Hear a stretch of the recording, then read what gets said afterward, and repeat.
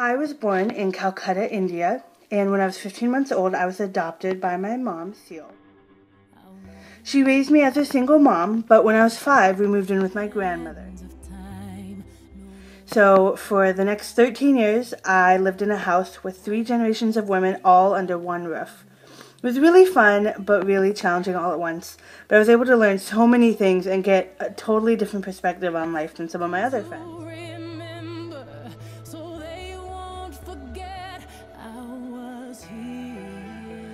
Both my mom and my grandmother gave me a great love of reading and books. And my grandmother used to tell me all sorts of stories about her life and what it was like going through the Great Depression and what it was like to go through World War II and the Korean War and just all the different movements that she was a witness to.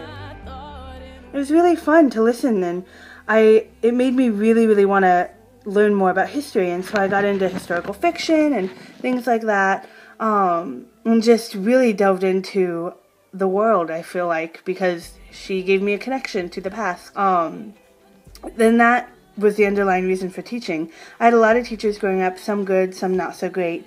And one of the things I noticed is that so many of my friends really didn't enjoy history and really didn't enjoy the same and reading and things like I did. And I really thought that was sad because it was just opened up this whole new world for me.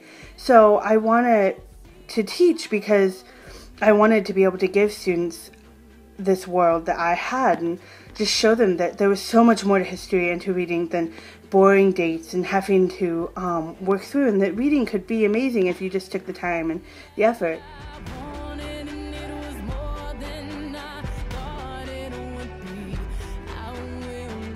I'm really drawn to high school kids though, because I felt like, for me as a high school student, I was one of those kids who wasn't struggling all the time, but I wasn't really that great either. I didn't really fulfill my potential, and I feel like because I was kind of in the medium, a lot of teachers didn't have the energy or didn't really notice me very much, which was fine for me then, but I look back and there was so much more I could have done if I'd just had a little bit of extra time. So as a teacher, I really want to be able to focus on students like that and just be able to see different kinds of students and notice that, maybe you aren't the troublemaker who sticks out, but that doesn't mean that you're doing perfectly either and really fulfilling your potential. I know that as a teacher, your focus is pulled in 1,010,000 different directions, but that is one thing I really I hope to work on. I think that teaching, yes, it doesn't pay very much, but I think it can be rewarding in other ways. And I wanted to teach because I knew that, I wanted to make a difference. Even if I didn't get paid for it, I still wanted to.